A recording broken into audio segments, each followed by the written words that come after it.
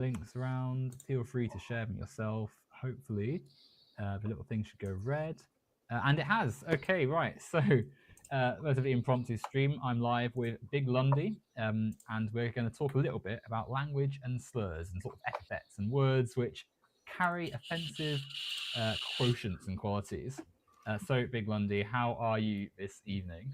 I'm doing all right. Like I told you in DMs, I'm on vacation this month, so I'm feeling pretty relaxed, feeling pretty chilled out. Uh, yeah, it's pretty casual. Excellent, excellent. It's always nice to have holiday time and time to pause and de-stress and such, right? Mm-hmm. But we've got an interesting conversation to talk about here. Hopefully, it will be relaxed, but if it's not, then it's not. It's whichever way wind blows, right? Sure. Slurs and language. So I suppose you're the guest. Why don't you start us off? What's your general? Someone says the word slur to you. What are you thinking? What's your perspective? Nothing inherently. Nothing at all. Not inherently, no. Slurs and what they mean and what they refer to and their morality or anything, a lot of it just entirely comes from intent and context. Oh yeah, of course. But then that's every word ever, right? That's all. It's all language. Everything has to Yeah, be placed in the. slurs are included in that. Of course, language is socially constructed, of course, as there are many things in human life. But some things have meaning beyond just the sort of hearing a sound which we hear as a word. Some things contain more social meaning. So the word "the," for instance, is a fairly common article. It tells you what something is. It's the pen that I'm holding now, or the laptop that I'm using, as opposed to one of millions. And so, in a similar way, a slur, I suppose, would carry a social context, which gives it more uh, quotient. It gives it more weight than other words, say. So a word that contains discriminative quality, an offensive quality. Yeah. Yeah, I suppose generally speaking, I mean, slurs can be that, but they also can just not be that either. There's loads of slurs that are still slurs that have been more or less reclaimed by their communities that are just fine now. Of course, but I don't think that's quite the contention, right? It's not that because of course words change over time, right? Like the word, if I say something is fantastic, we would generally expect that to mean that I'm saying it's really great, right? It was a Mm-hmm. fantastic day today, but the word's origin comes from fantasy, as in not of reality. So 100 years Yeah, ago, I maybe, or don't care 200 about years ago. origins of words. I understand all of this, though. Words change with meaning and with time and all that sort of stuff. It's kind of like fundamental to my general beliefs on slurs and their usage, anyway. Yeah, well, exactly, right? So words change with time and such. But what we're saying is that words have meaning. And so why we would maybe potentially think about slurs in a slightly more critical, maybe not pensive, but we would give it more thought, say, is because we come from a society Oh, and a I history. give all language immense amount of thought, including the usage of slurs and when it's appropriate and how to use them and things along those lines. Like, there's a lot of thought that goes into it, actually. Okay, but in what way then? Like what Well, perspective do you take with it? for one, I'm not going to sit here and deny that there aren't slurs that are hurtful. You know, people use them in hurtful fashions and things along those lines. I don't deny that there's some harm that comes with the usage of them, but my position, generally speaking, isn't that slurs are inherently immoral themselves. It's just that the harm, it depends on the intent and context and the social meaning, all of which we have complete control over as communities, generally speaking. I'm a moral realist, and morality in general tends to be kind of a big, important thing for me. I always want to make sure that I'm acting in the most moral fashions that I possibly can be at any one given time. So being able to understand what the correct way to approach language and the way in which I interact with people and the way in which I interact with other agents is basically fundamental towards most of the things I look into, generally speaking. I mean, when it comes to slur usage, specifically what we're talking about today, uh, slurs are used to harm, and in those instances, that is wrong. But slurs can also be used to reclaim power, or in comedy to mock bigotry itself. We can use slurs to then reduce future harm that slurs do. There's empirical research to back this up. There's historical examples to back this up. I mean, it's philosophically accurate. I mean, we all love Judith Butler. She's more or less said more or less the same thing, that There is no inherent meaning to any particular word. It's merely the way in which we perform those particular words in the context that we do them. So it's important to me, for instance, that, as a bisexual man, I have reclaimed the F slur, which I'm not going to say on your stream. I'm not going to say any slurs on your stream because I understand that there's rules and such. And there are communities that can make rules, schools, workplaces, YouTube, things like that. But we can't really do that on a societal level, not without causing immense and irreparable harm and damage and potentially loads of issues amongst the populace. So what do we do if we can't ban words? Well, better way is to create a society or an environment where various different words, which usually are used hurtfully, can be deflated of the power and the harm that they do by normalization through usage in less harmful fashions. Okay, that's an interesting perspective, and there's some in there which I agree with. I think there's definitely stuff that has a lot of sense, right? Words are not inherently by themselves bad, it's the social meaning we give them. But I think the critical interjection here is, especially in the context of slurs, right, is thinking about where they come from. So to say for now, if obviously, you don't want to say slurs here, but if there's slurs you would say in your ordinary, so you said you reclaimed the F slur, for instance. If you want to say it and you feel fine saying it, then I'm not going to stop you, right? But at the same time, we're having a conversation, and so if they come up, then that's in the conversation, right? Let's think about it though, right? Like, we have a groups in society, and people come up with words to signify and describe them, and the words they come up with are imbued with certain beliefs about them based on the society that produces them. So a slur like the F slur or any homophobic slur comes around because someone in society has decided there is something to medicalize or classify. Stigmatize. Exactly, stigmatize, right? Like, there's always something which has gone into the production of a word which makes it clear that there's a reason for that's usually the original intent behind slurs, is stigmatize. Yeah, exactly, right? So to say to the rest of society, these people are bad and you should not be like them, or we are going to hierarchize ourselves above or below others. Above, obviously, right? Because you don't I mean, give someone a slur. You yourself, you're black, so you understand that the word black sometimes, like the way that it's used, is slur-ish. You don't even necessarily need to say like the N-word or any other sort of like more colloquially known slurs. But when someone says something like the blacks, for instance, you kind of understand like, okay, there's something about the way that you said that. It makes me think that you're trying to dehumanize me a bit. Of course. And even on another level, the invention of race as a category is something which has that imbued ideology behind it, right? Because ultimately, when humans exist, someone had to say, well, here's how we're going to classify them. These people are a different race to us. And we've got the history of capitalist colonial expansion and such there to sort of go down that path with. But in terms of language and such, some words clearly have a different origin to others. The word the, like I said earlier, or table, tree, has a different origin to that of a word. Sure, but why do origins matter, right?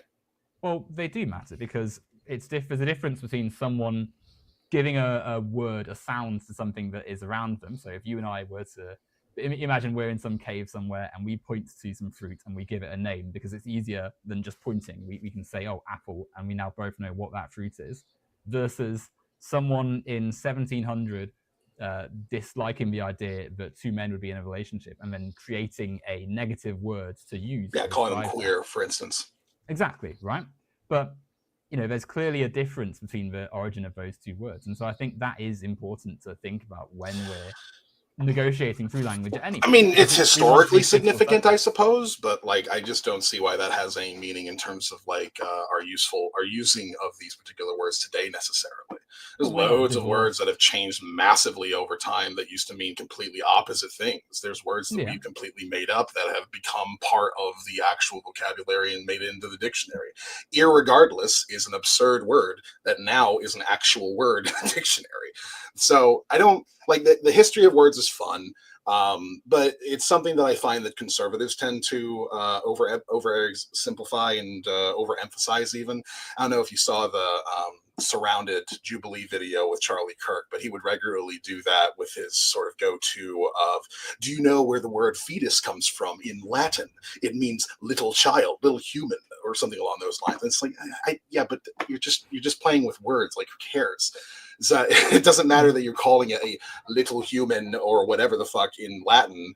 That's not what we're talking about when we're talking about fetuses. So, the origins of words can be interesting, historically significant in some fashions, but they don't really dictate how we have to use them today.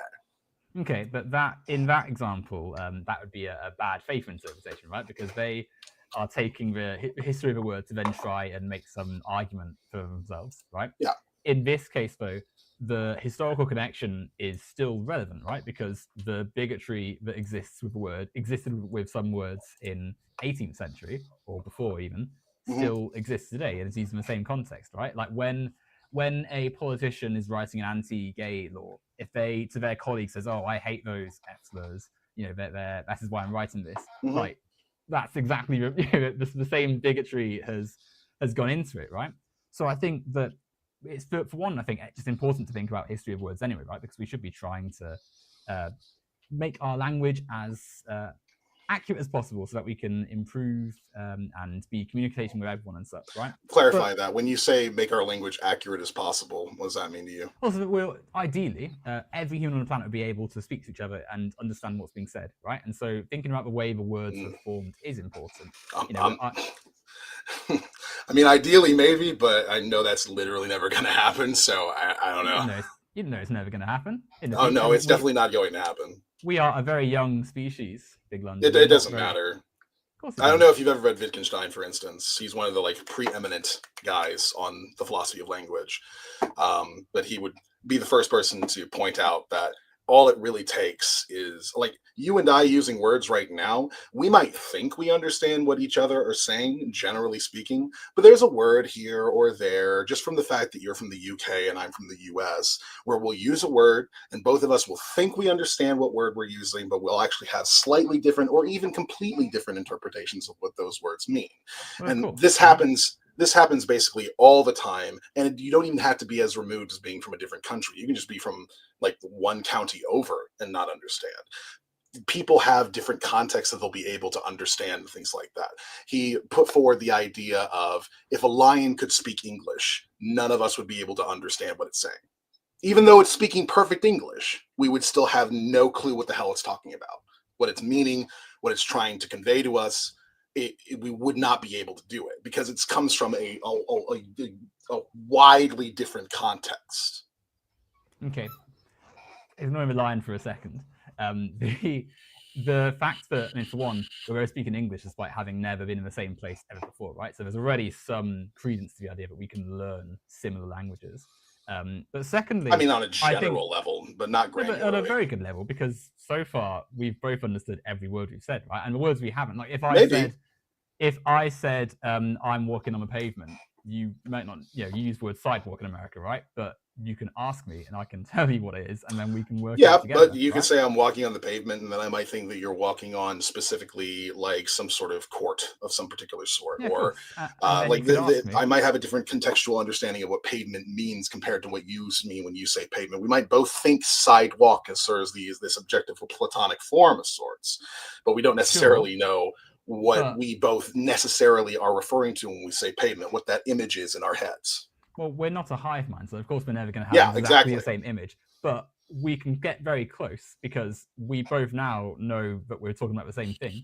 You could walk on the sidewalk and I'd walk on a pavement and we'd have the same rough creation in the mind, right? We don't have to be exact. We're not computers. We don't have to have exactly the same output, but we can get pretty close. If I tell you a story and I say I had a jam sandwich, like, you can find out what jam is in the UK context and think, oh, okay, that's jelly, right? Like, there's no. Yeah, but look at most words in the dictionary. See how many words have 1, 2, 3, 4, 5 different usages or definitions of things along those lines. But we can get close though, can't we? We can get close. We can try, but we're never going to have this sort of complete understanding of language.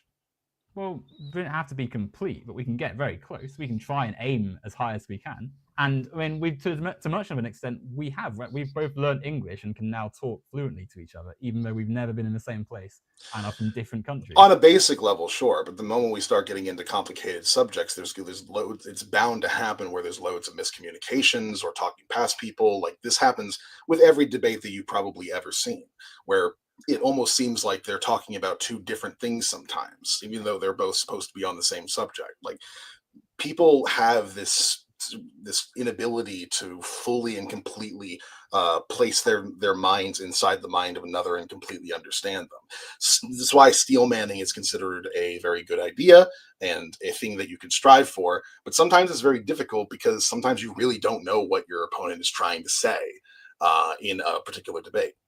Well, of course, but you can still try and make it easier. You can try and make it clearer. And yeah, we should always strive towards it. I'm not going to disagree with you on that. I'm just saying that in terms of any sort of ideal end game, I don't think there's anything there.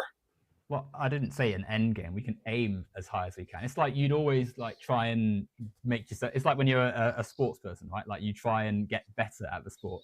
Yet no one's going to sit here and say, yes, we're going to be running 100 meters in 8 seconds, and if we haven't, then it's a failure. But you're always going to push higher. The people trying to get to 2028 Olympics in LA, they're hoping to get as fast as they can, and so they're not going to put an arbitrary limit on themselves. But going back to my sports mind, getting distracted there. Going back to language and such, the fact that we have this history of language and we can trace words and such is a good thing. We can think critically about the things we say and try and use our knowledge of language to think about how people interact and engage in the social world. And so when we look at slurs, when we look at words which people use, the really obvious ones and the ones which are sort of less clear and are sort of baked into our daily usage, it's important to have a critical mind so that we can think, okay, what's being said when someone says someone is an F slur? What's being said when someone is insulting a person's intelligence and using words which come from medical background and such? Like, there is an importance here, and that's why I think it is relevant to talk about, to sort of have slurs as something we do consider with slightly more importance than just the average bog standard nouns and verbs and such and adjectives. Yeah, all this comes back down to Judith Butler, though. We don't define words, we perform words. So whatever the word means is going to be dependent entirely on not only the context and the intent behind the person using it, but also on the person receiving it. Oftentimes will determine exactly what the word sort of means and how they interpret it. So it's just, there's always going to be that. And I think the historical understanding of words is a fine thing to look into, but it's not really going to help us critically engage with language as a subject.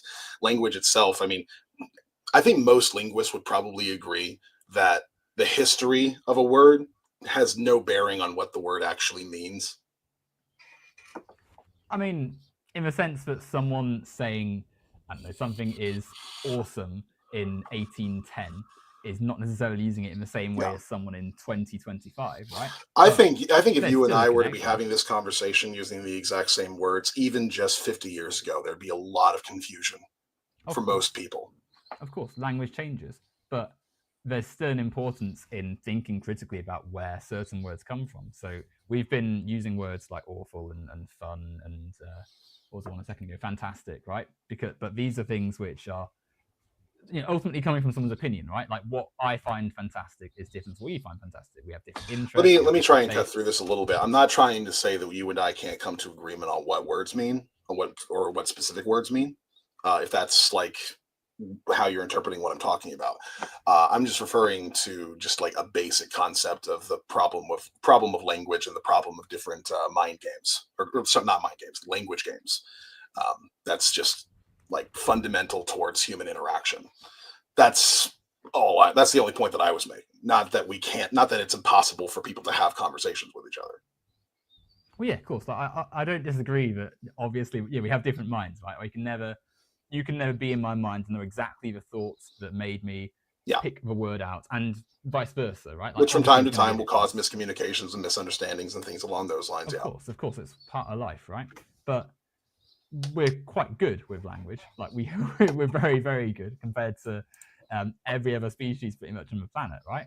And I think that going back to what I was about to say about slurs and such, when we have words which have been created from the social history of the planet, from the hierarchies and the bigotries and such, it is important to analyze where they've come from and to think critically about what is being used when we say them today. What is being put across by using a word which has a slur, so which has a background of being used as a pejorative, right?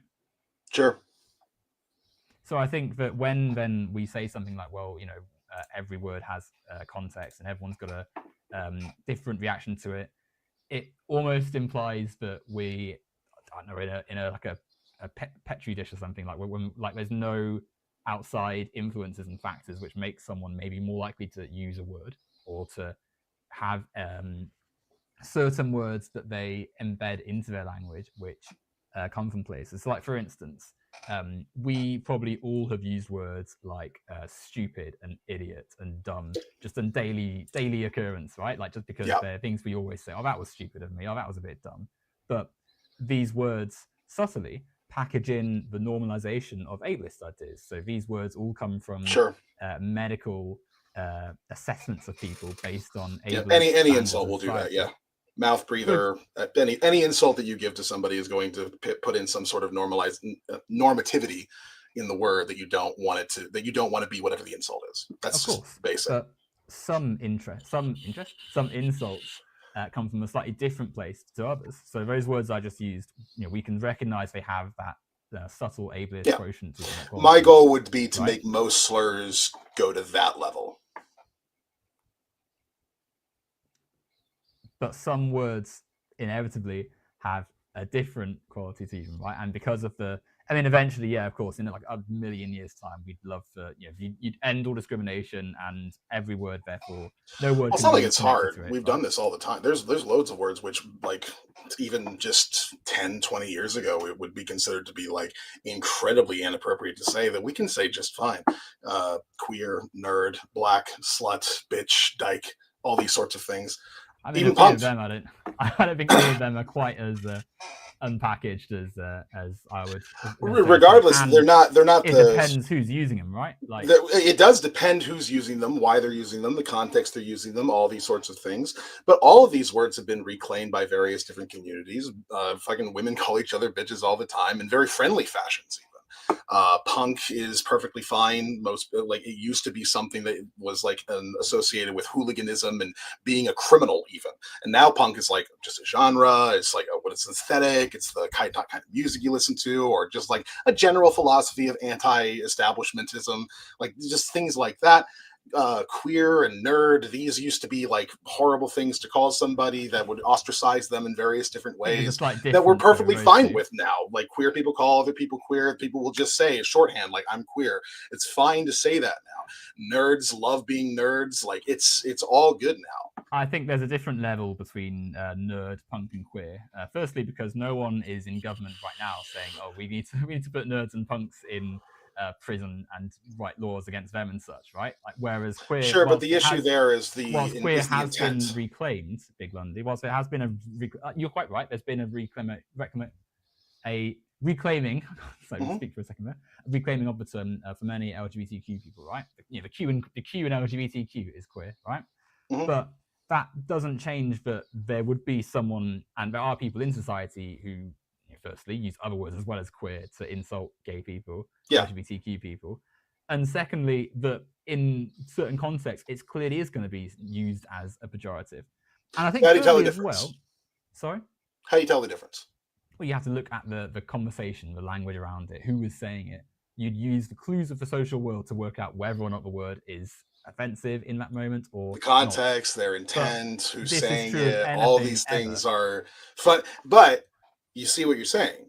Queer can be used in a totally neutral and even positive fashion, all the way to hateful people who want to kill queer people.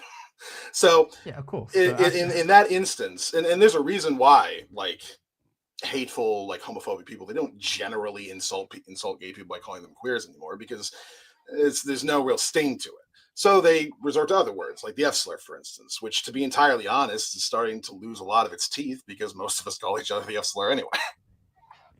But I don't think that's quite And the you know, slurs it's just themselves aren't the important part in the idea that there's somebody in government who wants to put us all in prison or like execute us or anything like that. It's the fact that they want to kill us or execute us. Like that's the thing to focus on, right? It's of not the course, slur they're using. I don't but give a shit about that. yeah, but the language is still the language is still part of that, isn't it? It's not like to get to the It's not a point in substantive part society. now. So it's not what, sorry? It's not a substantive part now. Somebody can use all of the right words and be completely politically correct in their language and still be like essentially the next Hitler. Sure, but the language on some micro interactional level is an important part of how the bigotry is normalized. And whilst I do think that a term like queer, you know, you're quite right, right? Like it's not as common to insult an LGBTQ person today using the term queer as it was in the past, right? But firstly, it is still, you would still need to have a critical lens to think, okay, at some point in time, clearly this word is inappropriate to use. Like if someone said to you that you hadn't met before, oh, are you queer? Like something in your mind might think, okay, is this person someone who I would consider, Sure. you know, friendly, or is this someone who genuinely views me as a threat? And that's not to, I don't want to put you on the spot and be like making you, yeah, that wasn't intended to come across as something You're unpleasant. fine. Then, Like I don't sense any sort of hostility from you in terms of like my identity or anything along those lines. brilliant, I'm fantastic. fine. That's really what all I look for when it comes to people using. Like you could literally call me the F. I know you won't, but you could call me the F slur right now, and I wouldn't assume that you mean it in a hateful fashion. Like I don't. It doesn't bother me. Yeah, of course. I'm glad that's the case, right? Because I would never, you know, I'd wouldn't want to come across in a negative way. But the fact that it, like, we're having this conversation now, right? If you had just, the first time you ever saw me was just walking past you in the street and I chose to say that to you just off the cuff, there would be Sure. some Yeah. curiosity. Context matters. Exactly. It's very clear that when you call someone a slur, like just with no knowledge of who they are, or something like that, it seems intentional that you're trying to hurt them in some fashion or attack them. Yeah. Exactly, which is why we need to think about you know, using these words like in general and such, right? Because when we are in public Yeah. spheres and when we are in all of my society, stances are fully thought through, and you have no issues on that. Awesome, right? So then, when we come back to the you know, the idea that you know, our words are ultimately, you know, like all subjective and such and all part of the social world, we should still be critical then based on that, on Yep. how these words are sort of sprinkled across society.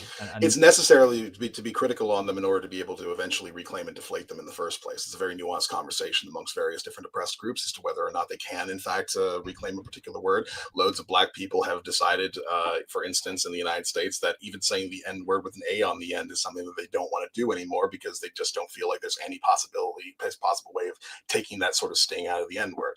And I think mostly it's because it is only something that Black people can say, and it's something that if white people say it, it's an automatic like sign of their bigotry and prejudice and racism. It means that word is always going to be racially charged in its usage. So a lot of Black people say we just shouldn't even use it, like period, not even as a reclaiming thing. And I can totally understand that notion, but the issue for me is that it's not going to stop people from using it privately. In fact, I've spoken to plenty of sort of Black leftist activists, and a lot of them just kind of presume that no matter how progressive you are, if you're white, you probably say it in private. A lot of them just kind of like think that's normal and something that they just expect to be the case, which is interesting. And perhaps not the most positive perception of that the group of people can have on another group of people. But I think the best, I mean, that perspective, I guess, would suggest that they feel that racism is still a thing people have racial views are still in society, and it's just that how. Well, not even just racial, because it's like one of the worst words you can say, right? At least to another person in a hateful fashion. Yeah, of course, but that is a racialized thing, right? Like you wouldn't.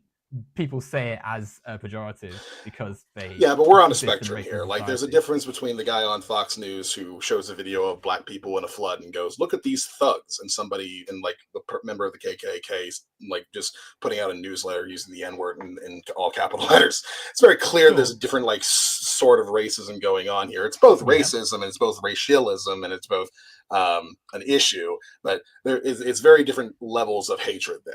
One is used to just sort of stoke the flame of a sort of like class warfare, and the other one is just really hating Black people. Okay, but they're both still sprouting from the same thing, like the hierarchization of of people based on No, I think there's racial very different things characteristics. going on there, and it's important to be able to delineate those different factors and the way in which the spectrum kind of goes in different directions. But that Because if you doesn't don't, then you dispute my point. realize. Hmm? That doesn't sorry to cut you off, and that doesn't dispute what I'm saying. I completely agree that there's different things happening when both people say it. One has codified by language and it's talking about maybe more class-based interpretation of something, and the other is vehemently so racist that they can't even see a black person without using the slur. But both of them, if we were to trace back through history, stem from the same creation of race by colonialists who wanted to better profit from subjugated peoples through the creation of their racial science and such, right? Like there's still, that's the sort of stemming point. So whilst I do agree with exactly what you've just said, like there's two different types of racism here, and one is different to the other, they both still are from the same pool of creation. Yeah, but it's important not to just say that they're different, but to actually acknowledge why they're different and why we like take one a bit more seriously than the other. Because I'll be honest here, the KKK guy writing in all caps the N word, that's not really the guy I'm worried about. It's the guy who says thug. It's the guy who's not using the slur. It's the guy who's using a dog whistle of for some particular sort. Those guys are much more insidious, much more manipulative, and much more capable of reaching sort of a mainstream audience, generally speaking. Yes, the KKK guy on the other end is being explicitly racist and using like the most strongest language that he could think of in order to do so. But that guy's probably not really doing a whole lot in his own sort of world. In fact, a lot of these KKK guys just live in insulated communities and can barely put together a burning cross. And there's like a dozen of them maybe per community. But the important thing is to realize how unimportant the actual like slur bit is in terms of determining the danger of the person. I don't know if you've ever seen the Patton Oswalt bit where he talks about how progressives need to be a little bit more patient with older people and the older generation, and even just general working class people, and to learn how to listen to people's hearts and their spirits instead of listening merely to the words that they say. But he points out that, you can have a person who says all the correct words and is completely politically correct, who essentially ends up advocating for genocide.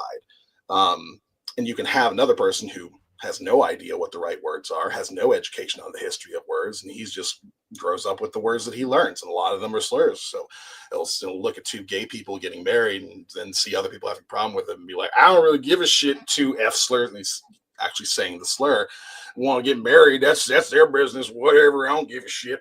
Or they use the wrong word for trans people, and they add the NY on the end, for instance, saying, if you want to be one of them and you want to cut your dick off or whatever the hell, I don't give a shit, that's your business. That's a person that is an ally. He's using bad words. I'm not denying that, and a lot of people are going to have problems with that particular person using those words. But he's much more likely to be on our side as far as like leftism is concerned than the other guy who's completely politically correct and has learned how to navigate language in a way to be as inoffensive as possible, but also wants to take all the rights away from everybody. It's just they're language, completely different things. Okay, but I don't think that is actually contradicting what's being said here, right? Because I agree, right? Of course, I'm not necessarily trying to contradict you. I'm just explaining my position. Yeah, of course. I'm not saying that. To go back to what you said a minute ago, KKK guy in some enclave somewhere who, as you said, is barely socially mobile and isn't engaging in anything beyond screaming at black people and such, like out the TV. Like, of course, they have a different social impact than the Fox News guy, right? Like the person who speaks in coded language but has the multi-million audience and such. Of course, that's different. But the language is still part of the whole process of it. And to go to this example of the who's an ally, who is not and such, it's not, I don't think, a binary between who is useful for the left-wing cause versus who would advocate for genocide and such. The person that is reachable potentially and such, and has support for people having rights and things, but just uses problematic language, like, of course, it's great that they're there and such, and no one's saying, yes, leave, you must not come in, you're done. But at the same time, there is a conversation to be had about how we speak about people, and I don't think it's out of the question to say to this person, in the right way, of course, actually, some of the language that we use to describe people does carry a problematic tone, because for as much as someone can support your cause, how we speak to people and how we talk to people is a two-way street, right? Like you can't. I don't think it's just the case that someone should be, oh, this is our ally, and they have to do no, they don't have to have any journey of sorts to sort of modify very slightly how they address and speak to people. And I think that is different also to someone, the Patton Oswalt example, right? People have older language they use, which maybe doesn't update to modern standards or even just to what people are comfortable with, but they use it through habit and such. Of course, right? Like no one's saying that everyone's going to, as we said earlier, everyone's got their own interpretation of language, what they've grown up with, what they've read themselves, what they're used to. And so there's always going to be differences person to person. But we live in society. We want to be in a society where we have people respected and looked after and such, and able to communicate with each other in a happy way. And so when there are words which exist in society which do harm people, because words are a form of social action and they do carry negative effects of people if they're used in a certain way. Like if tomorrow I'm on the street and someone walks past me and shouts the N-word at me, like, it's not the first time I've had racism in my life, but it's going to have some effect, right? Like it's going to change the mood of my. And that's always going to be there, right? There's no getting rid of that, right? You understand? Well, I mean, I'd like to think in the long distant future, hopefully we can reduce the chances that there's racism in society. Well, I mean, there's always going to be some sort of prejudice that people have based off of something. It doesn't matter if it's racism or if it's classism or if they just think like I hate people with blue eyes or something along those lines. Like there's always going to be something. But the thing to bear in mind, the thing to bear in mind is not like, well, we have to make sure, and really the racism doesn't come from the slurs. The slurs don't make the racism. Like, so I don't even know necessarily if that's like super, I don't know, important to the conversation, like pointing out that, well, we don't want people to be racist in the future. Well, people will still use slurs even if they're not racist. Well, we can reduce massively even. Like the number of people who use the N-word in 1950 is less than who would use it in 2025, right? And in the same way, like maybe I don't even know if that's true necessarily. I mean, surely that people have less racial.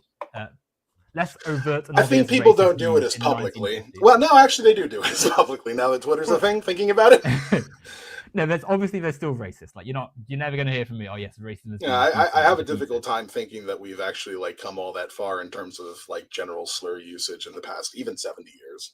Oh, of course we have. Of course we have. I mean, we've reclaimed a lot of words, but hateful people still use those words we reclaimed, so it doesn't really matter. Firstly, there's less overt and obvious racism. Obviously, it's evolved and changed. It's a complex conversation, but there are. I mean, people would balk at the idea of black people. I mean, I'll agree that there's like less lynchings, for instance. That's good.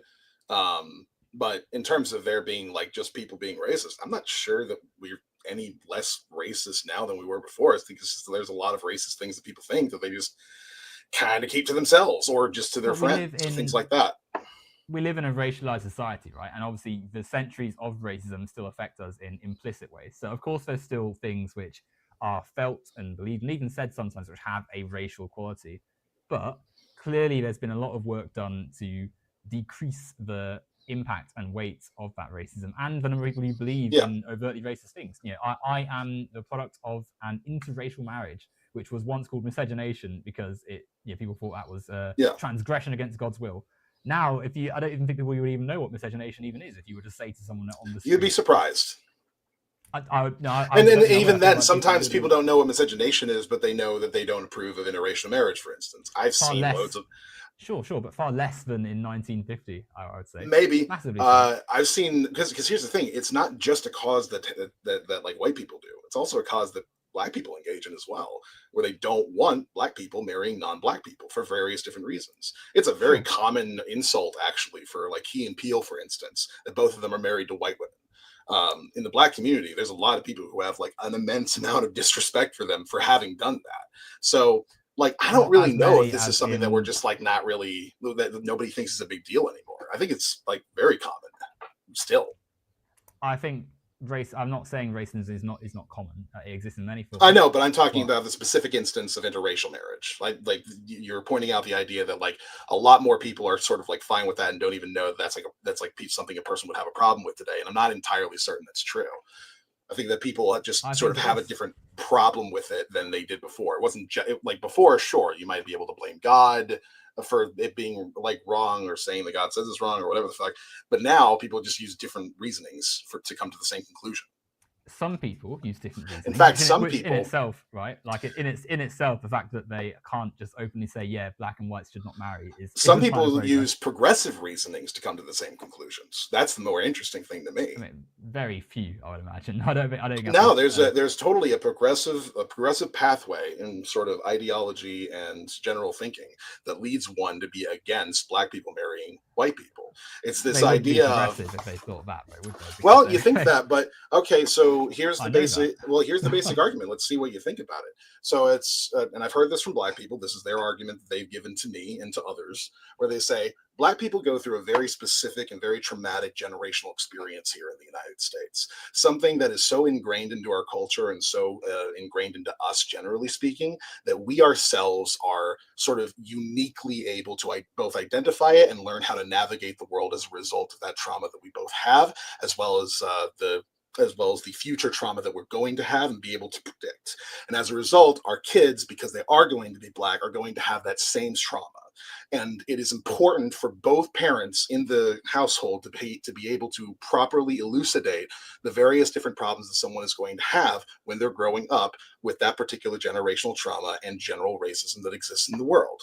And so it is important that you marry another black person instead of a white person, because a white partner is not going to be able to give that sort of thought process to your child the way that a black partner can.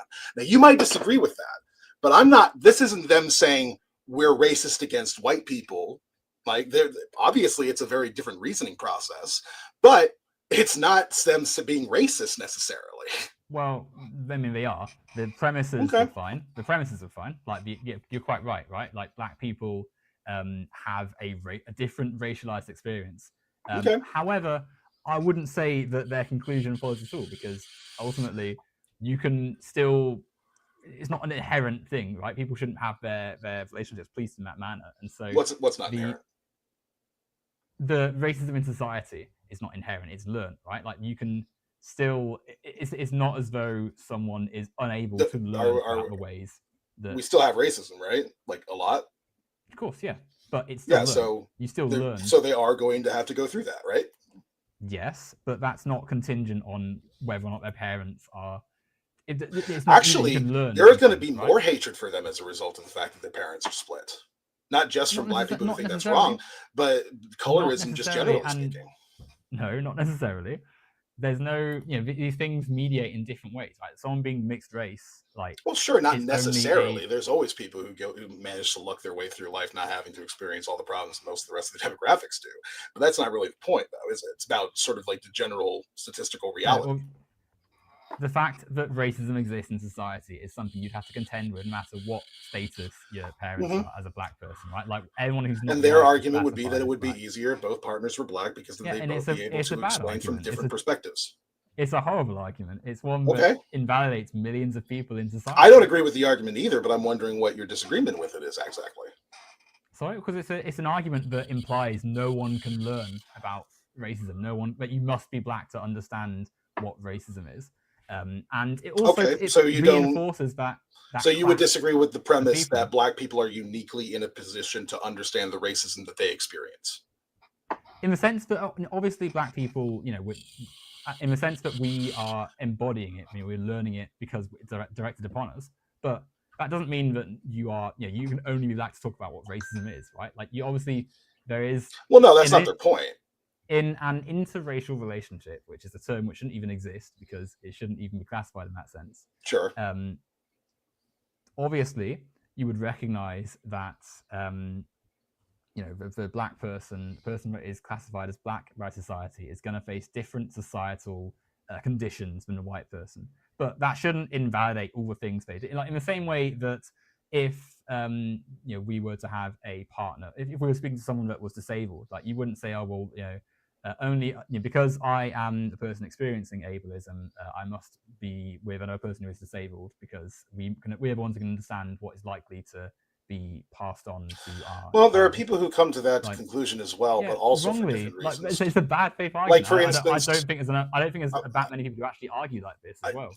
That's fine. I don't agree with those arguments either. I'm just curious as to where your disagreements end up coming from. And for me, for instance, I would just say, well, stop making like the entirety of your existence about the racial trauma that you have, and instead just think about the billion other things that are involved in life that your child's going to have to go through, that having any individual partner, regardless of the race, is going to be sufficient for.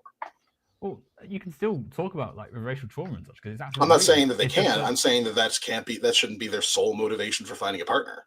well, I don't think it. Well, of course not. But That would be my the argument against them, is that you're talking about a sole motivation for finding a partner that seems incredibly superficial and skin deep as it is. I mean, like, it's not that obviously, I think it's important to have a part. Like, if you are, if you have different sort of racial categories in a relationship, of course, it's important to be aware of the fact that society has.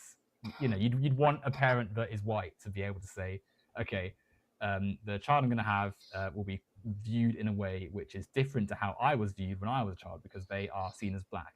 That's important, and it is important, I think, Yeah. to be racially aware, be aware of what race is in society, but using that to then police and judge what relationships are in society, I think, is absolutely the wrong way to approach. I would agree that policing right? and judging and forcing anybody to act in any one particular way that doesn't necessarily have to do with anybody else or brings harm in general to anybody else or things like that. Yeah, all of those things should not be done. Most of the time, people don't advocate for this to be done like in a national sense or legislatively or anything like that. They just want to make it like a social compunction or something like that, which I still wouldn't agree with. But regardless, the idea for me is that these are people with a very progressively minded sort of mindset of dealing with racism and wanting to make sure that their children are going to be ready to deal with that racism and be able to overcome it and be able to endure it and be durable and be properly prepared for it. That's their motivation for their particular reasoning process. It's not a non-understandable thing. It's fairly progressive minded in the general sense of it. And a lot of them will say, I'm not trying to say that anybody else should do it this way. I'm just saying that is what I'm going to do. Which at that point, what is your issue with it? Okay. If they say, I'm not making a prescription. I'm not saying that everybody should do it this way. I'm just saying that I'm not going to marry a white person for this reason. Okay, but it's not progressive, though, is it? Because it still holds on to quite essentialist, baked-in ideas of race, right? Because ultimately, or is it just acknowledging the reality of the racism that exists? No, but it's not, because ultimately the things which make us racially different aren't really real. Other than there's more melanin in my skin than yours. So you don't have a fundamentally different experience in life than a white person. Socially different, yeah, but not. That's what they're saying. That's what they're talking about, and that's the thing that they think is relevant. Yeah, but then turning that into something which is judged on actual, race and such is not sensible. It's not. Well, you agree with them, it seems, because all they're saying is that white people and black people have a fundamentally different experience with race, and yeah, you're fine with the premises, but you go to the conclusion, you're like, nah. No, because it's not a sound conclusion to judge. But ultimately, well, that's okay. That's fine. That's not really how that works, but of course it is. That person's choice. They can make the choice if they want. Well, no, if you want to argue someone's conclusion, you got to point out the flaw in their premises, not the conclusion. You can't agree with the premises and say, okay, all your premises are correct, they follow, but your conclusion is wrong. That doesn't really make any sense. You can do that. No, that's not how logic works. That's a violation of basic components. Someone can make two correct statements and then have a wrong conclusion based on those two statements, right? Well, they can come to a conclusion that is based on those two statements, and if it is based on those two statements, and those two statements are true, then the conclusion would naturally follow. The conclusion here doesn't follow naturally. Okay, but you haven't explained why. Sorry? Well, you haven't explained why. You just said that, it's racist in some fashion. It's based on racial logic, isn't it? Which is not how we should be. No, it's based on the logic of the fact that racism exists and that black people and white people experience racism differently from each other, and that that's important. Yeah, but then those two statements don't match with what's been concluded with, which is ultimately selecting people based on something which isn't an actual category in society, not one which inherently exists, one that's been artificially welded onto their worldview. The idea that that's a thing for them to okay, well, regardless, Anyway, this is a whole tangent. I'm just pointing yeah, out it's a that strange. the reasoning that they have is something that you agree with. You just disagree with their conclusion, which is whatever. You can have those sorts of I debate. wouldn't say it's even progressive in to do to Oh, have a I argument mean, based you on that agree with anyway. the Like, reasoning behind it. You just don't agree with the conclusion. So it sounds I like agree progressive with the reasoning to me. yeah, but it's not though, is it? Because it takes critiques of society which are based on On progressive thought, anti-racism yeah. and such, and then makes a conclusion which isn't progressive at all. I will only Yes, include these people in my parameter. that is in fact the point that I've made a decent amount of times, is that you can be progressively minded, use all the correct language, and use all the correct reasoning and all that sort of stuff, and still come up with batshit insane ideas. Yes. Okay, but they aren't. It's not progressively minded, or is it? If they've You have to if agree the that it things is, if what you're saying is that their reasoning is based on the anti-racism critiques that a leftist would make of society. their reasons are from progressive lines of thought, right? Or the idea Yes, that and that is all that I'm society. saying. Okay, but then to say they are progressively minded when they do this, I don't think is quite the case, because they're not.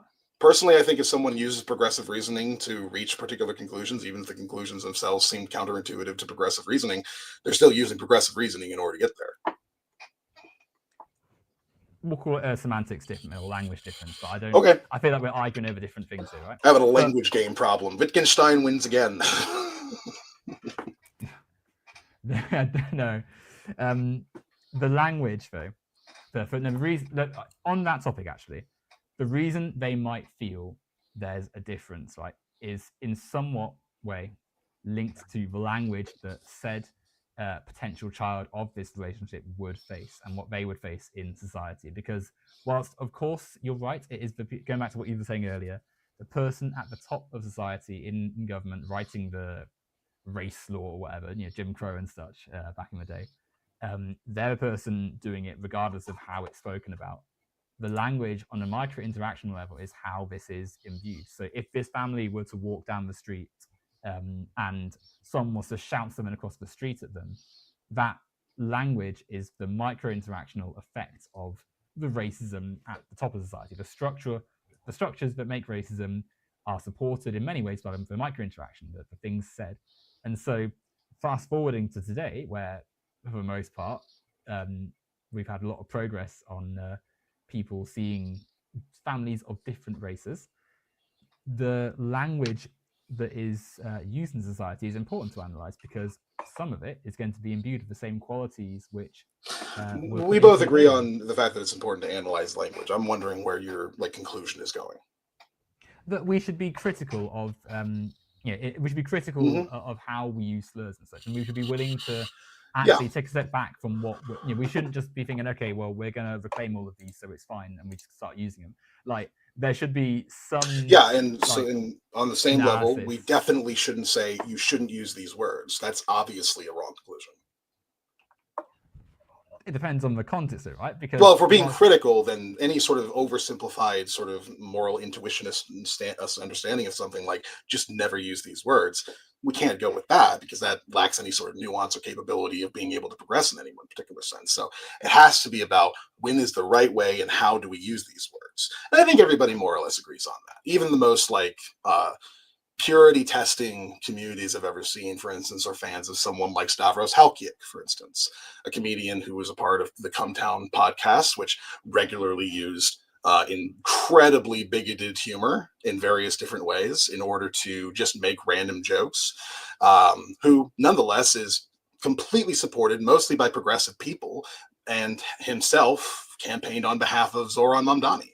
So it seems like the usage of racial humor, slurs, these sorts of things, it doesn't stop you from being able to do progressive things, and it doesn't really mean that you need to stop doing it. It depends on the context in which you're doing it. Because a lot of those jokes, the joke is how funny racism is, because it's so absurd and silly.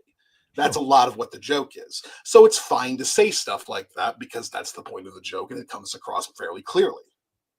In that context, in the right space, at the right time, which we're not disagreeing on, right? Like, we both agree that that is important. But I'm not. Well, also... yes, but I want to be clear. It's not like these guys are like sitting there planning out their bits ahead of time. Sure, There's but the podcast is just them sitting around being like, ah, fuck, we got to fill an hour. Jews, give me something. That's what they did basically for an hour and a half, 2 hours a day, for like per week for like a year or two. Sure, on some level, yeah, absolutely, that has some effect on things, right? But at the same time, the existence of the terms in society, like that is all in reaction to like when you reincorporate a slur and such, you're reacting to things which exist in society. So both right? of us want to reduce harm, right? So if you let me finish this point quickly, Go ahead. like the fact that some comedians will use it in their space to tell jokes and such doesn't change that on the sort of average micro interactional level and such, like where people are just saying it back and forth, there is some value in it not being used as much and telling people actually this word does have negative consequences because when we use it, we reinforce things which are harmful.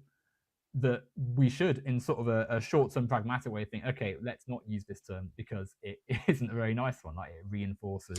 Yeah, but and whenever does social whenever harm. you say let's not use this term, you just A, give the term more power and more ability to hurt people, and B, ensure that the only people who are going to be using the term are your enemies. And C, you also Okay, push but away a lot of potential allies and such too, because they find that annoying. well, if they're annoyed by something which is ultimately, don't use a word which is a word of bigotry, right? A word that contains social harm, then does that suggest they maybe need to do a bit of reflection of themselves, right? Like how much of an ally are they really if they're sprinkling in words which they've been asked not to use, right? And it's not as though it's like, I mean, it's some not of at these all terms like it. too. I don't. Perhaps you can correct me if I'm wrong. Do you remember a part of Das Kapital where he specifically said that it is fundamentally important to the proletariat to not use slurs? Karl Marx wrote that at a time when many of the things we would consider discrimination now weren't Okay. even on their radar, right? So well, then it doesn't seem like we it should really be matters that much critical. in terms of like the Okay, substance but of leftism, right? I don't think that's a particularly good argument because we should be clearly able to see that someone writing in the 19th century would not necessarily consider all the things that would make an analysis today its parts. We should be willing to not just hold up Marx's stuff as the only, if it's not written in Das Kapital, then it's not worth considering. Like, what kind of point even is that?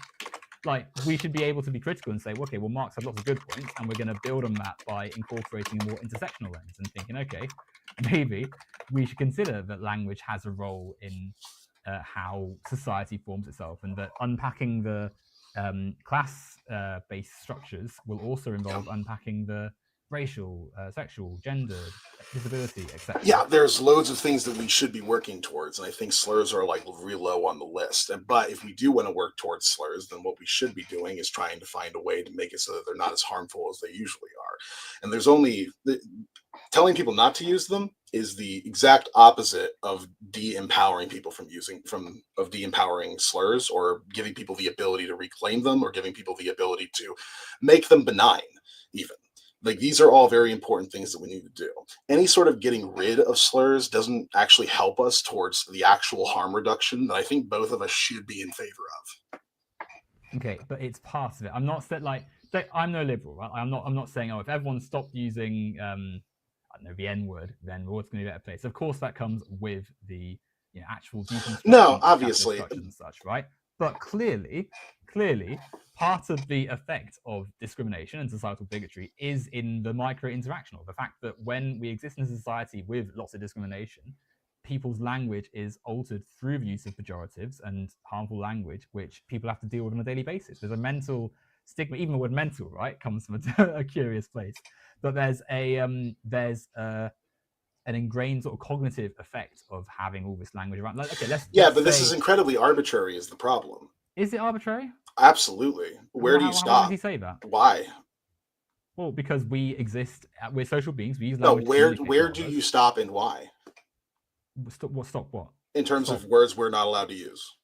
Well, obviously you start with the most obvious ones and such, right? But a critical lens doesn't see like a finish line where it's like, okay, here's where everything's good and get like it would be a continual process. You can give me right? some sort of metric as to understand where we stop. Like you said before in the beginning of this, like we have other words like dumb and stupid and things like that, which carry forth the normative connotation that being ill-informed or being ignorant or having a perhaps a less than stellar mind, generally speaking, are these things to be ashamed of and things like that. So are these also things that we shouldn't say?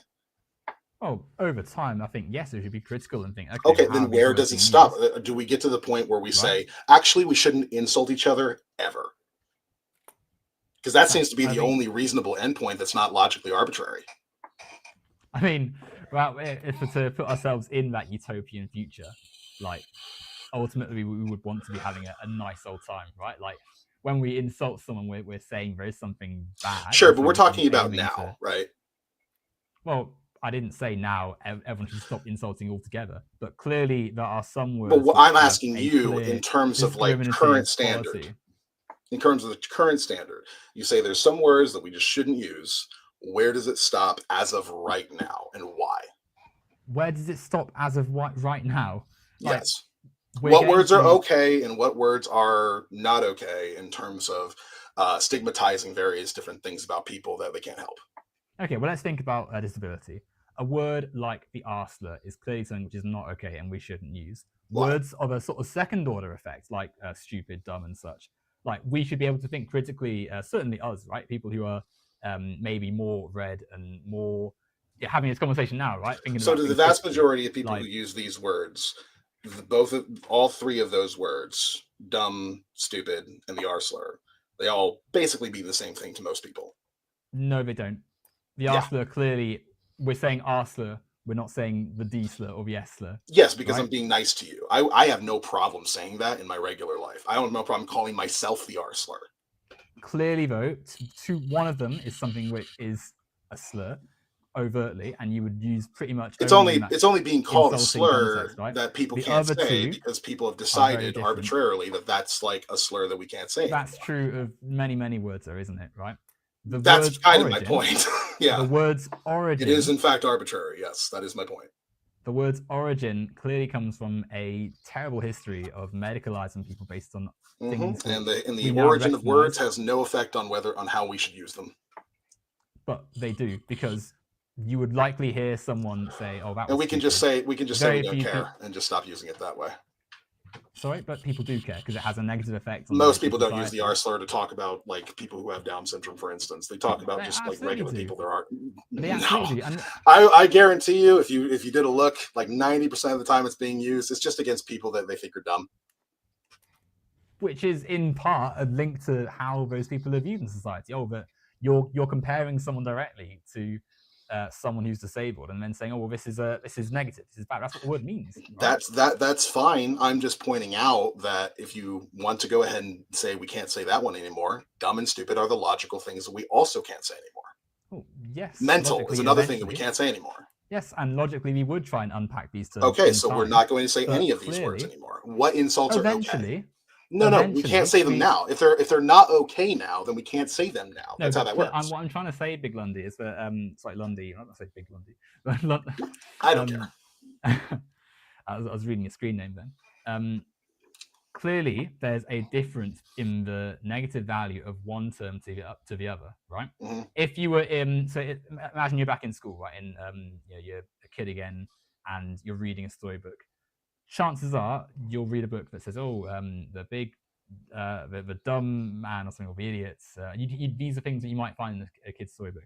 You wouldn't likely find them saying the arsler because clearly that has That would have an been extra fucking level. funny as hell if they did. I would have laughed my ass off if I was like 8 years old reading the R slur in one of my books. And then the R slur man walked up to us in his big silly hat. I would crack the fuck I mean, up. yeah, when That we're would kids, be amazing. when we're kids, I mean, yeah, I'm sure there's some, I'd crack up now if I saw that in a humanity of it. child's book. That would be hilarious because of how absurd it is. Embarrassing, right? Because it's usually a word that you only hear in terms of like people being heated or something along those lines, or people calling themselves something that they think is like a denigrated thing. It's such a funny word to have there. It would be absurd, but I don't think it would be like the absurdity almost comes from the shock of like in the same way that if you open a book and it said like, "Oh, you N word," like you think, "What on earth? Like what kind of storybook's this? Why is this in a school?" Right? But historically, if we really want to look at it, the R slur didn't start off as a slur. In fact, it was used for music. Yes, to mean slow, right? In fact, you can still find it in a lot of sheet music now. Yeah, right? and yeah, it's still used. But that doesn't change that when someone is referring to someone else with this term, Yeah, but or using it as you've made an it very clear adjective. throughout all of this that the historical usage of a word is very important in terms of being able to critically analyze the word. So if historically the word was originally just used as a vocational tool to talk to people who are musicians about slowing down their tempo, and that was the important part of that particular word, then that's not really related at all to how we use it now. Okay, so it means slow, right? Hmm. So in musical But slow context, in the context at that particular time was talking about people who were playing music playing more slowly. yes. And then doctors started medicalizing certain people in society based on ableist and Hmm. bad reasons. And they might have, slow is another one, right? Which no, like, that's a good example, actually, right? Because slow is an adjective which is fine in many contexts. The car is slow, a snail is slow. But there'd be something wrong with saying, oh, that person is slow, because it's a hideous thing to say to someone. It's terrible. And so, Sure. similarly, we can see a difference between when I'm trying to think of when it's used in a musical term.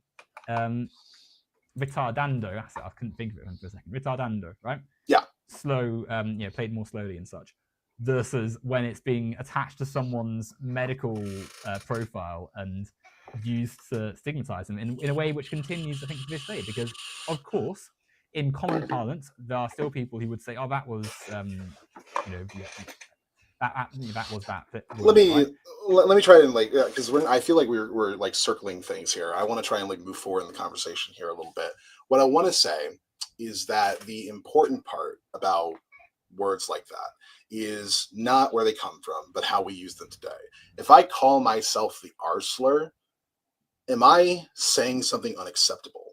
And if that is the case, what am I allowed to call myself when I say I'm being dumb or something? Because you've said it's okay right now to say that I'm dumb, but eventually we shouldn't say stuff like that. But that doesn't really work logically for me. And the reason why is because of what the word wrong means, morally speaking, normatively. Wrong means you ought not do this. So if you say that it is wrong to say that I'm dumb, but it's not wrong enough to not do it, what you're saying is you ought not say it, but it's not bad enough for you to ought not do it, which doesn't make sense to me, right? You Why know what I'm doesn't saying? that entirely? Because I think you explain it fairly all right there, right? Because we're able to critically say, okay, there are words which have meaning, but when you really think about it, does hold some problematic element to it. But this is not the highest order of the day, Yeah, but and all of it's a these words meticulous cause harm. analysis of language. What, sorry? All of these words cause harm, though. Some words can cause much more harm than others.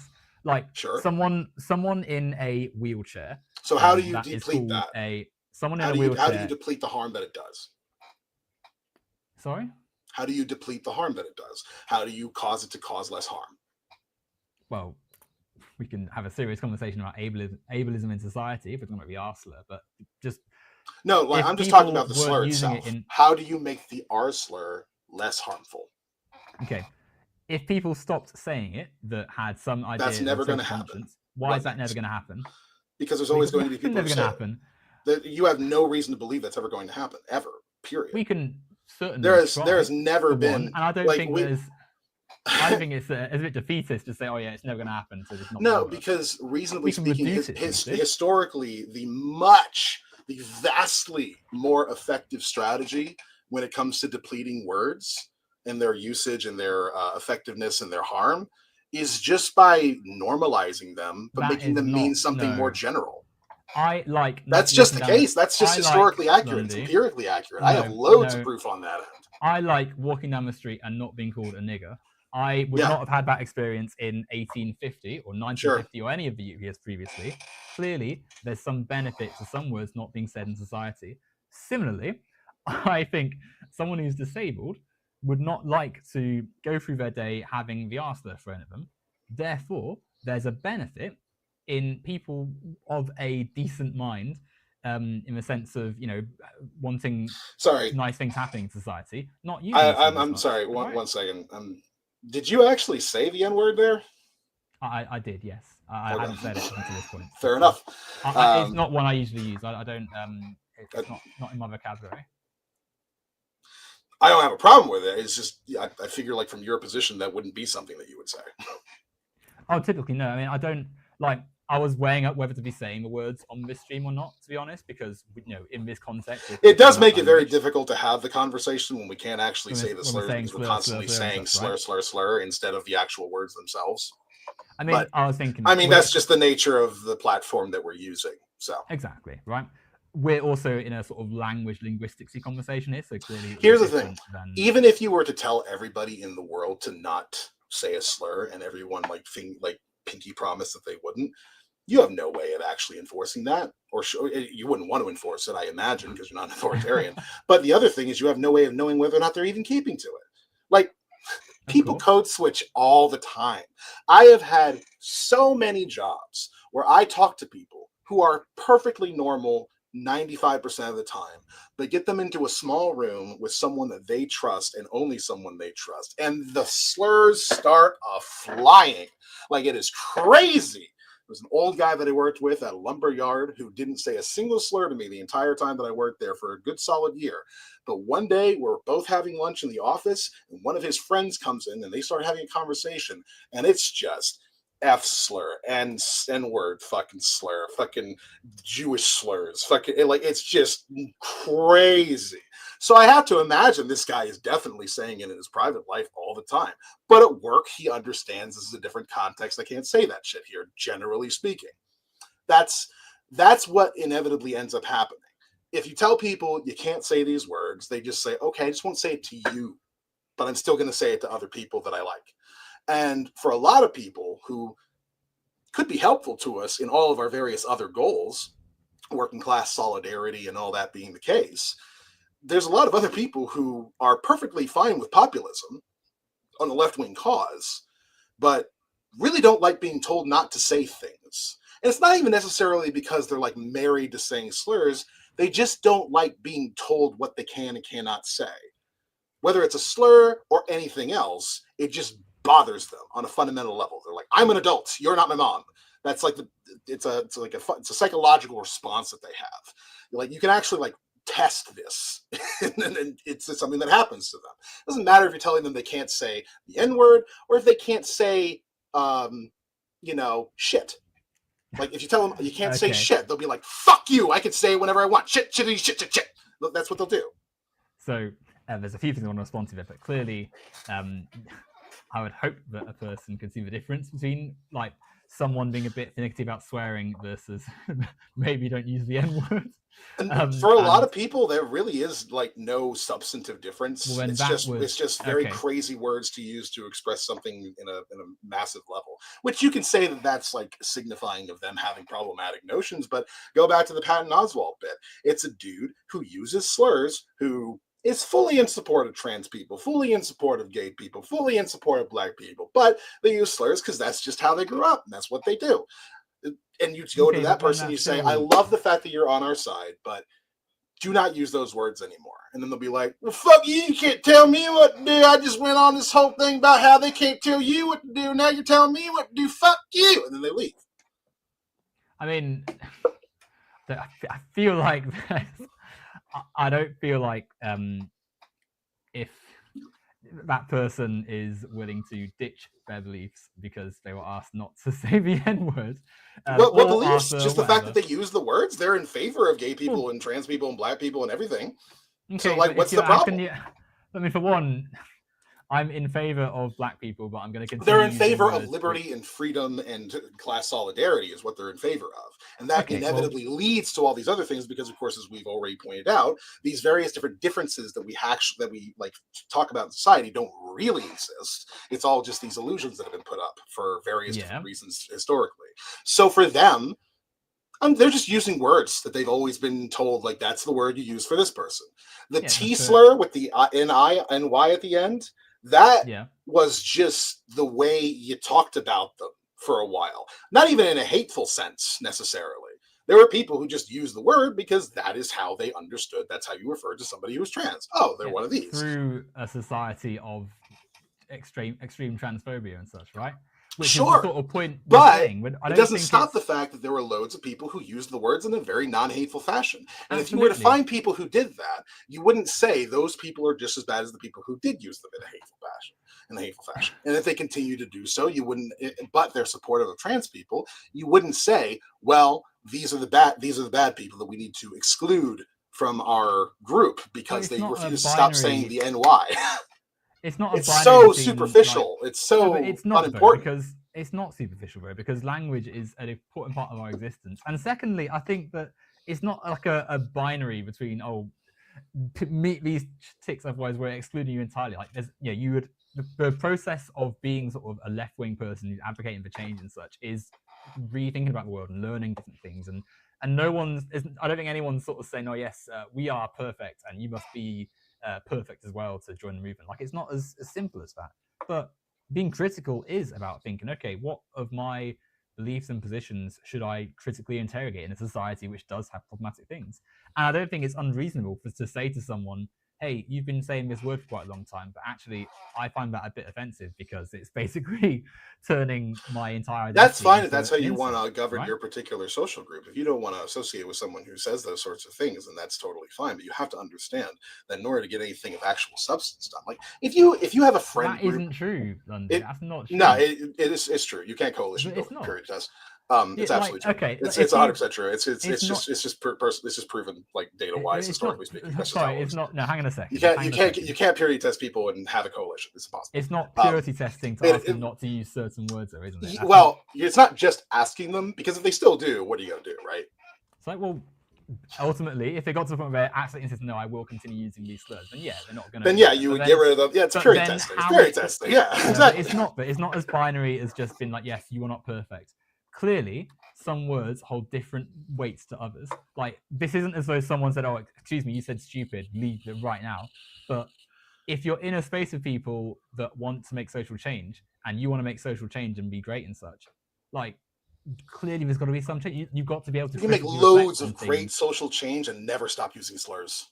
That isn't necessarily true, though. And that's totally 100% true. The social change. One of the big slur users of our days has managed to help get Zoran Mamdani elected mayor of New York City. So I don't know. That's. I didn't say no social change, not as much. But if you're still, like, if you're unwilling to change anything about your language, then there's going to be, to some extent, a limit to how much you can truly impart. If you're going to be a public speaker, sure. I don't think that really matters in terms of your vote. Even on the basic level. Let's go back to the T-slur, right? If you're in an LGBTQ space and people have said, yeah, actually, this word is being used by politicians and people who are bigoted in society to cut me off from healthcare, stop me from using the bathroom, all that sort of stuff. But they're not using the word to do that. They're using legislation to do that. That's the important part. That's part of it. On the day-to-day, the micro effect of that is someone fears they're going to go into a bathroom. If somebody's going through trauma and those words are giving them trauma, I fully support them saying, I don't want to associate with someone who uses those words. That's totally fine with me. Don't have them in your friend group. Don't hang out with them in Discord. Don't go out and have drinks with them. That's totally fine. But those people still need to be a part of your coalition if you're going to get things done on a legislative or political level. You still need to actually have these people around, because most people do that, and you're not going to be able. Most people simply, yeah, they do. You just absolutely simply can't have people policing language. But doesn't work. Never has. Never will. Yes, it does. Of course, it does. You can aim, and I don't like this framing of policing language, asking someone to think critically and then thinking, okay. And then if they don't, you get rid of them from your group. Yes, that's policing. Consequences for how you speak about other people. Yes, you shouldn't just be able to run around. Not about people, just different slurs they use. Remember, it's all about context. Maybe they're not using the slurs in a hateful fashion. Okay, the word has an unpleasant meaning, though. Like, if you turn the word transgender into a slur, then of course you've turned it into. Of course, the word has a meaning, right? Of course, there's something being used. Okay, so and just because you're. What happens if a bunch of people? What happens if all the politicians who are trying to get rid of all the rights of trans people start correctly referring to them as transgender individuals, and keep specifying that and exemplifying that and putting that out there and saying transgender individuals need to stop being seen in public because they are uncomfortable, or transgender individuals, if they keep doing that, all of a sudden, transgender individual is a slur now. In this hypothetical situation, is the T slur still being used? Maybe not. Maybe the T slur that did exist, maybe they're not using that anymore because they're politicians and they're trying to be careful with their language. So that's actually the safe word to use now. Instead, and you can't use transgender individual anymore because that's what all the hateful people who are trying to take our rights away are saying. If the language truly changed that, in this hypothetical, if the language changed that much that the word transgender then became the slur, and someone who was transgender said, actually, let's not use this anymore, then yeah, I don't think it would be unreasonable to then switch again and try and think about what is happening. Because as we said, language is fluid. So then they turn to the thing that used to be a slur that nobody's using anymore, and they reclaim that. Now that's their word now. And obviously, alongside now it's still a slur, but they're okay with it now because all the hateful people aren't using it. Obviously, alongside the language sort of shifting, you'd also be trying to address the fact that there's politicians trying to do this. Like, I'm not saying that. It's that's the more substantive thing, I would say, is the fact that you want to get them to stop doing the things that they're doing in politics, and whatever words they're using doesn't really matter. But the words do matter because the language is part of how it's executed on a small level, on the micro level, right? Person to person. Of course, no. The way that it happens is isolation and insulation. That's how it happens. It's right. If you're a person in society and someone screams a slur at you, that has an effect on your day-to-day life, and that is a massive part of how. It depends. Is it something that you're used to? Is it something that's normal? Is it something that you just kind of go, okay? It still has an effect, even if it's one which you're more adapted to. It still has an effect. Well, that's the thing. If you're adapted to it, it doesn't really have that much of an effect. If you're a person trying to use a bathroom and you don't want to use it because you think someone's going to scream the T slur at you, that has an effect on your life. That means you can't have the same. Like, we're lucky, right? I assume you're cisgender. Yes. Yeah. So we can both go into the male bathroom, and we're likely 99.99% not going to have like someone scream at us. For a transgender person, that's different, and part of that difference is that they fear even if they don't do anything to them, like physically, someone might say, "Oh, that's," and then use a slur, and that can have a massive effect on someone. So clearly, the language is part of it, even in a society where, even in a very trivial sense, it's part of it. No, but it's not trivial. It has the cognitive effects, the emotional, mental health, and such. That's a massive part of someone's life, and the words are clearly contributing to that. For an individual person, maybe. Because they themselves are going through something traumatic, or they themselves associate a word with something traumatic. But I mean, you've heard of contact theory, right? Or the contact hypothesis, I should say. Like the idea that sorry, refresh my mind. Sorry, I'm out of mind. The more familiar you are with a type of person, the less likely you're going to be hateful towards that type of person. And that of course ends up extending towards basically any other aspect of your life. The more familiar you are with something, the less antipathy you have for it.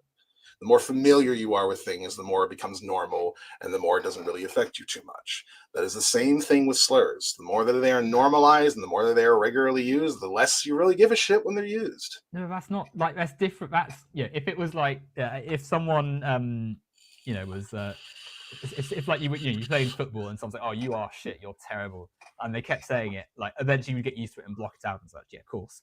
But if someone if I was playing football and then someone says, "Oh, you N-word, you're a coon, you're all these things." Sure, and you can tell, like, oh, that person's being hateful, yeah. Yeah, but that doesn't change. Like bit of history, right? We're very lucky in the UK that we have massively improved how much racism is openly chanted at stadiums. There's a lot, there still happens, but now it's far less prevalent than, say, in the 70s when it was like the whole stand, the whole stadium doing it, and you'd have bananas thrown to the pitch, and like your own fans would be chanting stuff against their own players because they were black and such. They were used to it. You still had black players who were great and played every week and such, but it had an effect. It has a real effect. And those players have spoken about how actually it's really, really rubbish, having to do that and just that being part of your normal life. Like, I do think it was very interesting. The whole was it India or China that the players went to, and they just kept chanting the N-word. The fans. Just like from start to beginning, it was just like signs saying it. They're constantly chanting it. It was crazy. I don't remember if it was India or China, but it was one of those two places. A bunch of like athletes. I don't know sports ball. Bunch of athletes went to one of these two places. I can't remember which one specifically, but it basically like the moment they landed to them getting to their actual game, it was just a line of people all just shouting the N-words at them. It was fucking crazy. No, I can imagine. And the thing is that in those places, like, yes, they are trying to be hateful with those particular words. But you know what the biggest defense against that for these athletes is?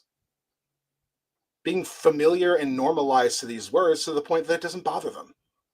The less that you hear something, the more it's going to affect you when you hear it. That doesn't change that A, it shouldn't have happened, and B, in a world you can say it shouldn't have happened, but it did. So what do we do about it? It's the same. So Look, here's the difference between societal racism. Here's the difference between your sort of strategy and my strategy. Your strategy is ideally nobody should say anything that hurts anybody. My strategy is, okay, people are going to do that regardless. So how do we get around that? How do we build defenses for that? We shouldn't. Attack is the best form of defense. We shouldn't be just reacting to the slur. Like, okay, well, the slur's going to happen, so let's react. That's what you're doing. That's what you're doing. You're saying anytime the slur happens, you get rid of it. You get out of here. You tell them to stop it, and if they don't stop, you get them out of here. As I've said, that's what you're doing. As I said a few times, obviously we also address the wider systemic thing that goes into it, right? Like the sort of structures of power which make the discrimination, the differences in the first place.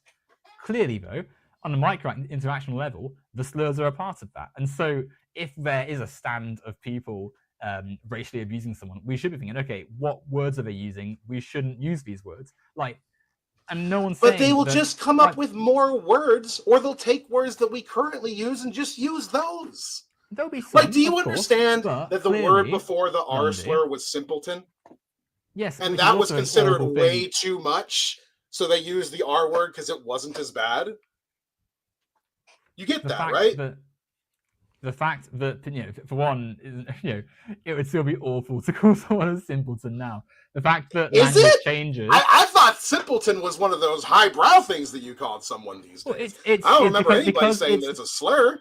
You're right. It's not in common parlance. Like, it's not like. But it was the worst thing to say when the R slur came to be. Because language changes. Language exactly. Changes, so there's no way you can get rid of it. There's no way you can get rid of it. And the reason why is because even if you tell everybody to stop using all those words, even if you were to be able to enforce that, they'll just come up with new ways to say slurs. They'll take words that aren't slurs and turn them into slurs. That's what they'll do. And they'll either do it in private or just amongst their friend groups or just like wherever they can get away with it. But they're going to keep doing it. So you have to come up with something that's much more nuanced, much more critical, and much more engaging with the chaos that is language and life and the world that we live in, besides just don't say it, because that doesn't work.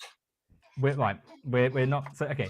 And I listen. My position is the one that has the historical usage for it. I can cite various different cases of this being effective. I have empirical research that dates this back. All you have is I don't want to be called something, so don't, which is fine for your friend group. This isn't quite very accurate, is it? Right, okay. I mean, ableism, it is. I can cite loads of shit. Ableism in society has existed whilst people were using the word simpleton and using the R slur. Clearly, though, the fact that neither the doctors basically came together and said, I can't call a kid a simpleton. That's horrible. We call him the R slur instead. That's literally the reasoning that they use. So doctors using bad terms to describe people because they hadn't yet understood. They weren't understanding. They didn't come up with a politically correct term for it. No, but it's not that. They fundamentally had ableist views and interpreted people through that lens. Hence the use of negative. I mean, we fundamentally still have ableist views now, even the most progressive-minded people. Yeah, actual Jake server. That's what we're saying. That's what. Sorry. Actual Jake server is full of it. I'm not talking about actual. I'm not sure how that's relevant. I'm just pointing out that progressives are very ableist. The fact that ableist stuff exists in lots of places is sort of exactly what I'm saying, right? That we can't.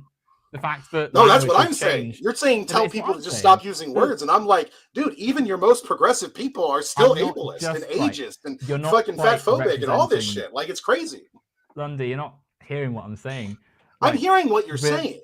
I'm pointing out the strategy that you've given me, the main thesis that you've given me, that the best way to engage with slurs, societally speaking, socially speaking, constructively, and the best strategy that we have in front of us in order to disengage slurs is to just tell people to stop using them, is simply not going to work. That isn't true. And we know that's not true because we know that it's true.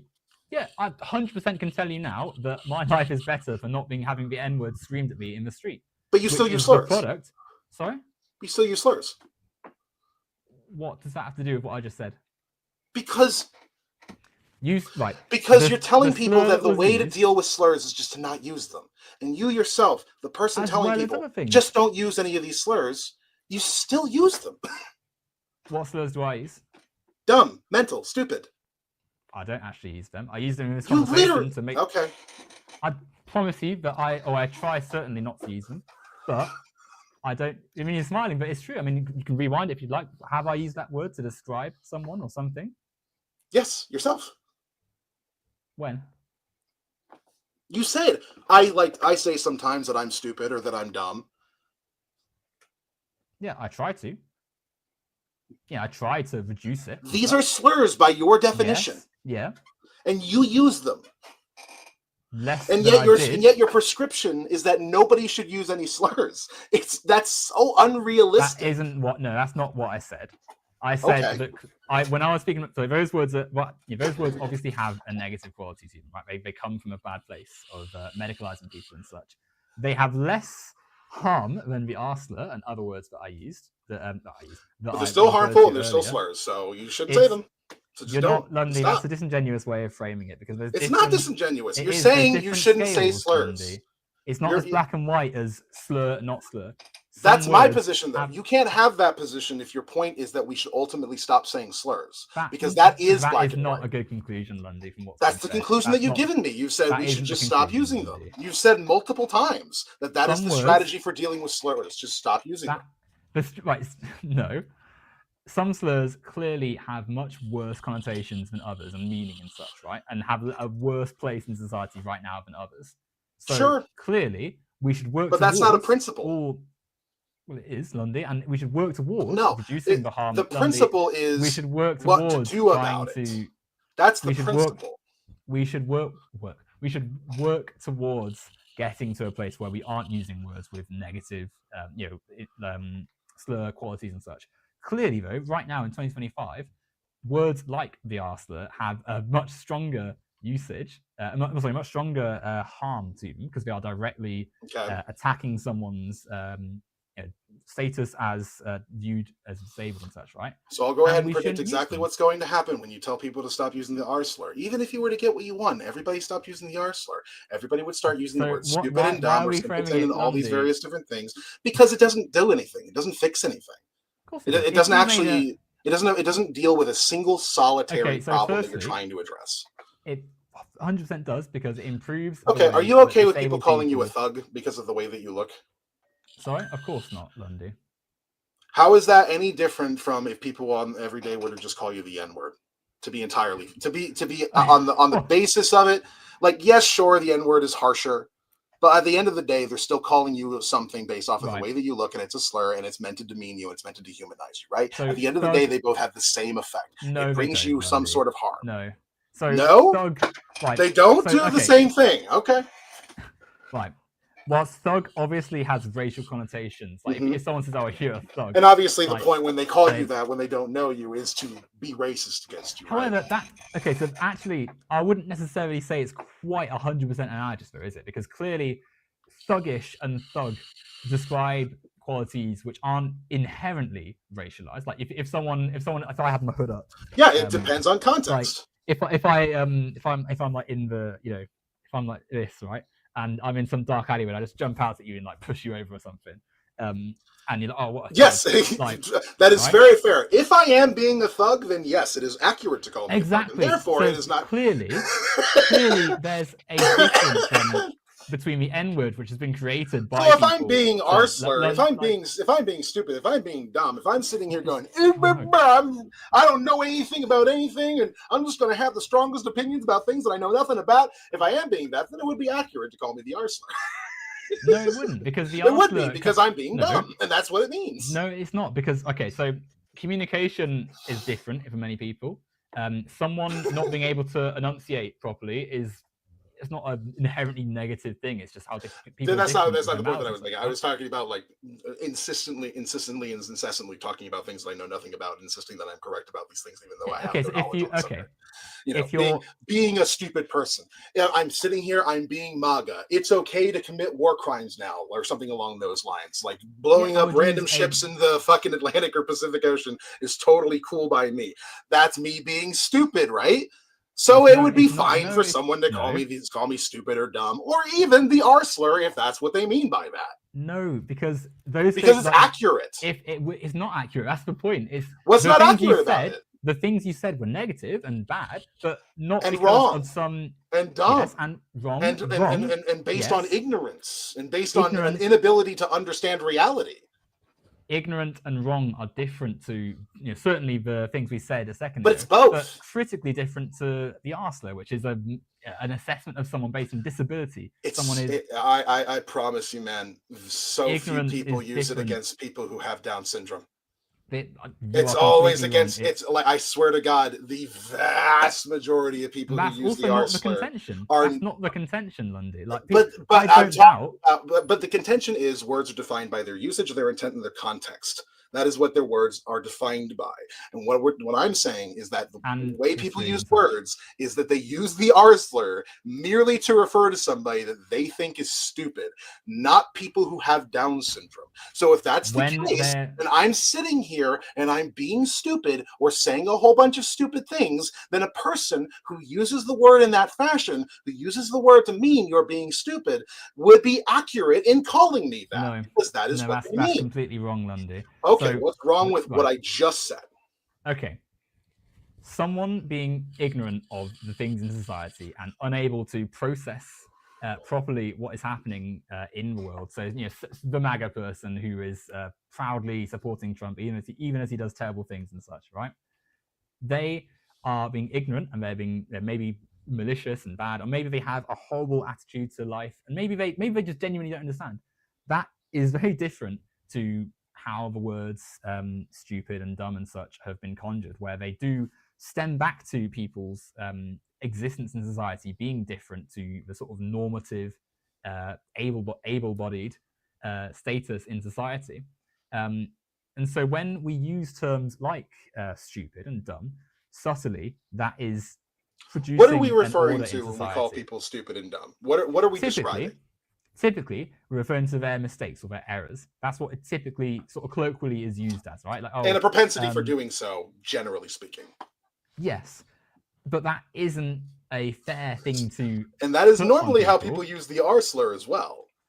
Disproportionately, the R slur is used to describe people of disabled status, and even when it's not being used inherently to do that, the comparison is inherently set up. Disproportionately, it's the opposite, but okay. No, it isn't.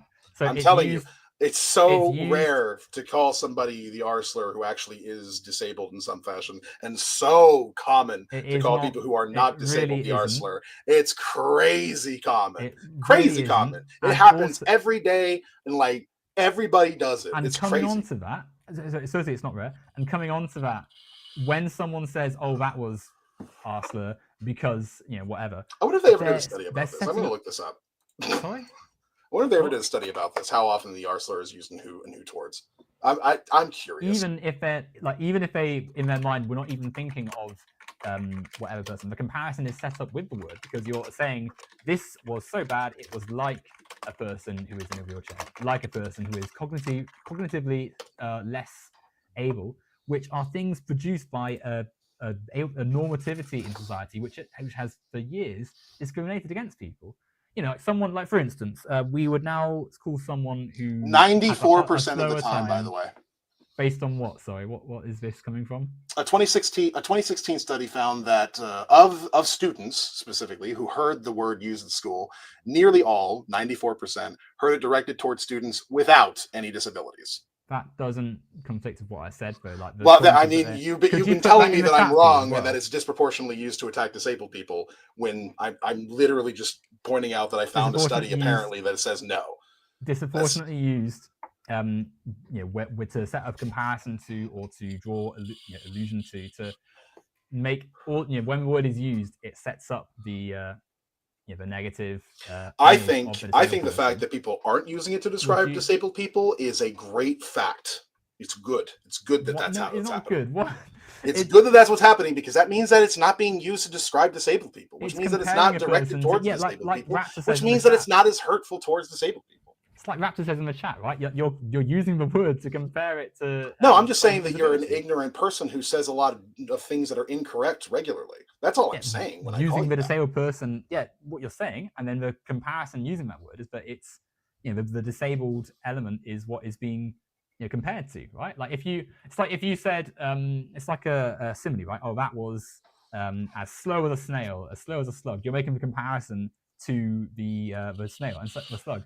So then when you say someone is sluggish, say, you're through the adjective making them out to be slow, right? Like comparatively, if you say I get that historically is, that makes sense, but it just doesn't really jive with the way we use it now. It just doesn't that make any is not sense. true, Lundy. That isn't true. Like that study, which I would love to, if you put it in the chat, it'd be fantastic. That's just something I googled real quick, but I'll go ahead and find it here. Like the 94% of people who are supposedly using it, not when they're directly referring to a disabled person, have used it to set up, tacitly or otherwise, the comparison to a disabled person, right? If you say in conversation, oh, I'm Arsler because I did this, you're saying I am like a disabled person because I have made this mistake or error. You're saying that the mistake and error is the quality of the disabled people, whether you do it explicitly or otherwise. It doesn't matter that you weren't conjuring an image of someone in a wheelchair. Like that's what you say when you use the word. So wait, if it doesn't matter if you're even conjuring the idea of somebody who's disabled in any one particular sense when you're using the word, then how am I comparing you to those people when I'm using the word if I'm not even comparing you to them? If I'm not even I don't even have them in mind. Okay, in your mind, that one thing. When you put it, I mean, implicitly it's there in your mind. Not really. When I use the R slur, I'm just thinking about someone who's like a flat earther or some shit, or a young Earth creationist, or just somebody else who believes batshit stuff. You set up the comparison then to something bad. The word's origin. Yes, being consistently and arrogantly wrong. Yes. So then I think that's a bad thing. Yes, and I call people that based off that. Arrogance and having opinions which are ignorant and poorly consistently ignorant and inaccurate, and they're arrogant about that. These combinations make you the R slur to me. There's words you could use. Thank you. Sure, but dumb and stupid also apply. It's the same basic principle as far as I'm concerned. Those words, this is Lundy's study, by the way, which I'll put in the chat for you. So those words, dumb and stupid, come from a different place, as does the R slur. There's other words you could use to describe which don't have the history behind it, and certainly aren't being used right now to attack people in society, like the ones that we've mentioned did.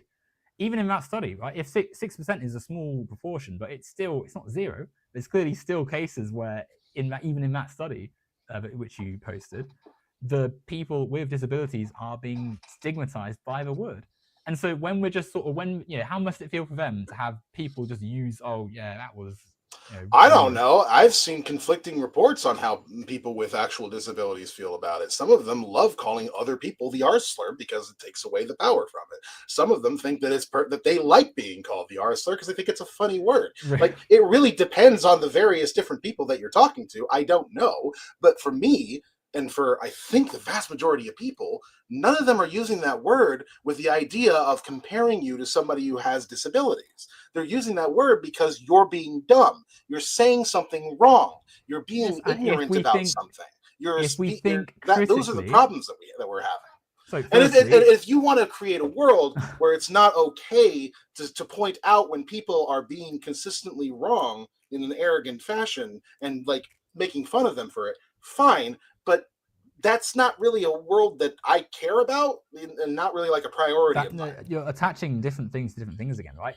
The goal, so in this example with the R slur, the goal should be ending ableism, right? We should not have a society where someone who has what is even the fact that we perceive things as disabilities, right? Like, because let's say that you are dyslexic, you find it harder to process the words that appear on a page, or you find it harder to spell words in language. Well, I mean, for one, English is a mess of a language to actually try and get all the spellings right in, right? People study it, struggle with it all the time. But our spellings are correct over the UK, by the way. You guys spell colored wrong. You're just wrong. You're just wrong. Opposite way, I'm afraid. No, you're the wrong one. Also, we do dates better. I'm telling you. No way. Month, day, year, it makes 1 billion times more sense. It is more intuitive. Everybody likes it better.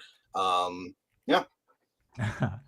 Also, you guys do have weird ways of counting basically everything. How do you do weight again? Stone? Who the fuck uses stone to describe weight? That is absurd. You should be ashamed of that. I agree. The imperial system is quite bad, metric all the way. But I feel like that's pounds make way more sense than stone. Grams and kilograms all the way. Okay? But no, so the person that is dyslexic, now obviously austerity is doing its best to undermine it, but we have things in place to give some help to that person, to help them to think, okay, well, this person doesn't find it as easy, so we're going to help them, we're going to aid them and such. They're not lesser as a person. 100 years ago, they're just called dumb, right? They're incompetent, made to wear a dunce cap, send them off to the corner, and then maybe when they're going, they're lame, right? They're not someone who has the potency in society. So when we have words which come from a place of stigmatizing these people, that's the dumb kid in the class. That's why they sit in the corner and color whilst everyone else does stuff. When that word goes through society and is still used today, it tacitly contains that same narrative, even when it's used by someone who was just referring to oh, that was dumb, I left the light on when I left the house, I had to go back and turn it off and I wasted some time. Like, now clearly that example I just gave you, if someone said, oh, that was dumb of me, I did this, like, that is not as harmful, or even it's not going to have the same effect on someone's life as if the arsler has screamed at them. But it's still important as part of the wider process of tackling societal bigotry and discrimination to think about it, because in many cases it still is. If you are creating an image of what is dumb in society and basing it on things which are linked back to those societal prejudices and bigotries, that is harmful. That has an effect. It means that certain people's existence is going to be viewed a different way. Like the person who, because we often train to think about MAGA again, right? So often you hear people say, "Oh, people who support Trump are just stupid and dumb," and sure, a lot of them, they don't read and they're ignorant on purpose and they just want to stay screaming at people. But that shouldn't be put down to some mental deficiency, because there's plenty of people with tons of degrees, say, who would happily throw their weight behind Trump. It comes down to things in society. So well, those people generally tend to be more malicious. Ableism. Well, but maliciousness exists on different levels, and there's different reasons. There's reasons behind it, and it's not just some inherent cognitive flaw. Yeah, like, I wouldn't call someone who I just think is stupid a fascist, for instance, because I generally consider fascism to be an intentional state. Well, I mean, sure. I mean, yeah, intentional and otherwise. But yeah, I agree. Like, it's not a case that someone, say, supports the Nazi Party because they are, they couldn't work out what 2 + 2 was or something. Like, it's a bit of a fallacy, right? The idea that people, like, oh, well, if you can't do this maths test, or if you can't write these words properly, then you are you are going to be supporting Trump and such. I mean, obviously there is a link between sort of reading comprehension and how susceptible you are to misinformation, and sort of the fact that lots of Trump supporters end up believing really pseudoscientific stuff is obviously important to highlight. But these aren't inherent things. These are things to do with media consumption and the environment we're in, and the sort of fact that to believe in right-wing beliefs sort of ad nauseum, as we see in those spaces, you need to sort of suspend the processes of logic and science and stuff for inherent faith in hierarchy and power, and sort of Trump as fascistic, charismatic leader of sorts, right? That doesn't compute with using terms like dumb and stupid and such, because these are things produced socially, produced through our environment, not things which, when we use words like dumb and stupid and the arsler, ultimately link back to that historical disability, the person that reads slower, the person that can't use their arm properly because they have motor deficiency, the person which is in a wheelchair. Real quick, I went ahead and put a few more things that have helped to inform my particular position on these sorts of things. Judith Butler, a particular study about the process of reclamation of words and how it tends to work and how one goes about it, things like that, as well as just a general link to all the works of a psychologist by the name of Timothy Jay, who's normally known as the swear scientist, because he researches taboo words, generally speaking, slurs included, and sort of like the ways in which we interact with them in society and how to best interact with them, things like that. It's all very interesting stuff. But I have to go to the bathroom, and we have been going for almost 2 hours. Do we want to do sort of like last thoughts here? Yeah, of course. I'll just put it in the chat now, actually. If people have questions, they can ask them. Actually, you know what? Go ahead and have anybody who has particular questions ask them. I'm going to use the bathroom, and then I'll come back and answer them. If that sounds good. No problem. Yeah, of course. Yeah, absolutely. So yeah, ask your question. Right. I think that you know what he's saying, what Lundy's saying. Yeah, ultimately, you can see the outline, right? Oh, we need to change society. Language isn't sort of going to be a bigger issue, right? Like, move beyond it, try and think about the big structural issues. But that misses so much of the social, the world, right? There's, the things that exist in society. Another thing Raptor said, which caught my eye, was where. Here we are. Yeah. I work with folks with disabilities. People still use the arster. Like, the day-to-day life that people who are marginalized go through involves inherently language which is going to be harmful. And I think it's a bit staggering that we're even really talking about it, because of course you can talk about reclaiming words, but on a fundamental level, it is bad that people are using harmful words. Like I was saying earlier, I don't want to be called a nigger. It doesn't matter that people have reclaimed it. Like, if some guy yells at me in the street, it's going to have an effect, right? Whether I'm angry by it, angered by it, saddened by it, no matter what, like, it's going to have an effect. So we've got to really think critically in a way which goes beyond just, we've got to reclaim slurs and just saying them, and especially when it's this uncritical, like just calling random people the R slur and such. It's just not good. But no, I can see a few questions about when did Judith Butler say that cis people should be using slurs? Well, indeed, it's not in any Butler I've read. No? There's fair few things that we can say. Last chance to get some questions. I think I can hear Lundy coming back to his seat. Wait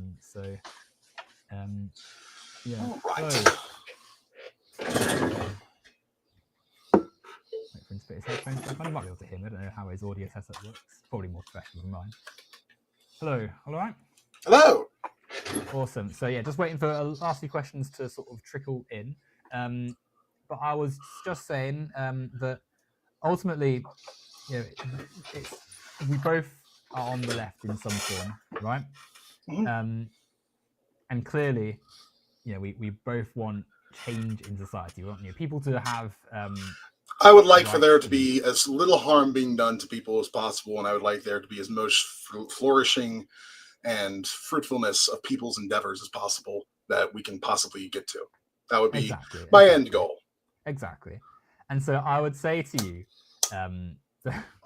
that part of that is clearly wrapped up in not just the macro sort of wider structure of society, which is important and absolutely things that as a left-wing people we should be tackling. Yeah, when Marx said it, many scholars have said it, we clearly need to be addressing that.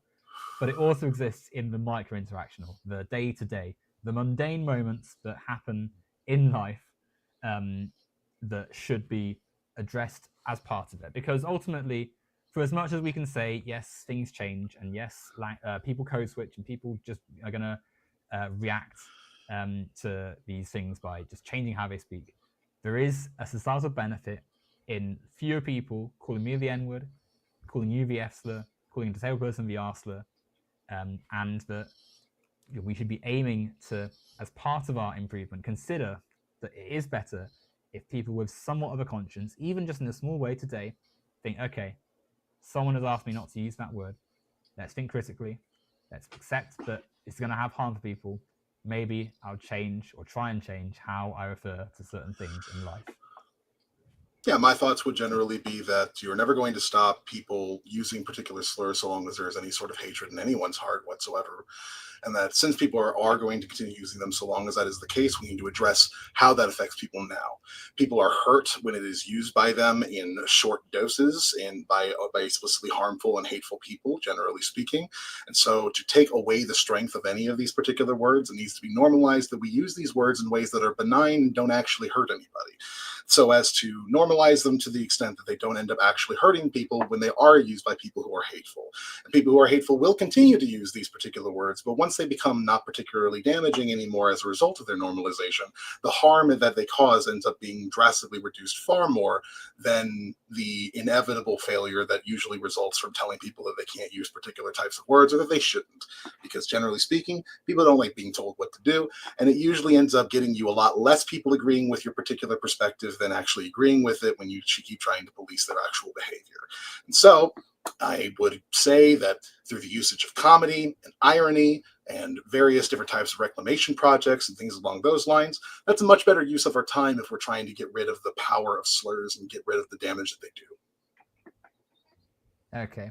A lot there to, I mean, I feel like I want to keep on going. I mean, we would just end up rehashing the same points that we've been making, right. so. Are there any questions? Perhaps, I've got no also, this is a note. Anybody who participates in lolcow culture, you can't tell me that you don't do stuff that's ableist. Well, I would hope that ableism is... ableism is fundamental to lolcow culture. Fundamental. You can't decouple them. There is no such thing as a lolcow that doesn't have some sort of disability of some particular sort, or disease, or something. They have something going on with them that causes people to rally around them and look at them like they're a circus freak. Lolcow is literally just the next evolution of freak shows, essentially. So if you participate in that, and you think that this sort of we shouldn't use slurs thing is a valid thing to do, you're being a bit of a hypocrite, just letting you know. Well, I don't like the term lolcow anyway. I don't think it's something that okay. Good. I'm glad that you are consistent. And you don't call people bald, you don't call people fat, you don't call anyone any names or insult anybody generally. Certainly use bold and fat as insults. No. Okay. Like I say, I don't. And you don't insult people generally. What do you mean by insult? You just don't insult people. You don't stigmatize them in some fashion. Like in what sense, sir? Because I mean, yeah, I would like to think you don't stigmatize their intelligence. You don't stigmatize any sort of habits they have, like alcoholism or using drugs or anything along those lines. What insults are acceptable? I would ask, and why? Insult. I mean, I don't really know, to be honest. Like what sort of exactly? It's really hard to come up with an insult that isn't in some way normalizing or normatively loading in some fashion. I don't. It's really hard to do that. Well, I mean, I don't go through my life thinking, "Oh, yes, how will I insult people? How am I going to?" I don't generally do that either. But whenever somebody comes around who annoys me, then I'm going to say something insulting. Generally, but you might say something critical and something negative about it. Or even insulting myself. I think it's very healthy mentally to be able to insult yourself in a constructive manner, or even just a generally humbling fashion. Not in the sense of hating yourself, not in the sense of saying like I'm a bad person, but in the sense of acknowledging your limitations. When I say I'm being stupid, for instance, it's usually because I got something wrong, and it's very important to be able to say I'm wrong, I'm being dumb, my bad. Very important to be able to do that, I would say. Self-criticism is important. You're right. Self-reflection and such, absolutely. I think that's different to just like insults, and certainly the sort of insults that we've been discussing over this conversation, right? Like it's a bit of difference, which I think should be sort of distinguished and such. Anyway, clearly we could keep on going for hours and hours and hours. Do we have any questions, by the way, while I was gone, or are we good? Let's have a look. There were some questions. I feel like they slightly distinguished from the. I see one there that says "kiss?" ? Which we can't do. I would if you would be up for it, but I'll blow you a kiss. Look. Right. But the questions I don't think are quite of the we'll leave it there, I think. But no, thank you everyone for listening. And no, that'll be that. Thanks everyone for listening. Right, take care all. I'll end the stream here. Alrighty.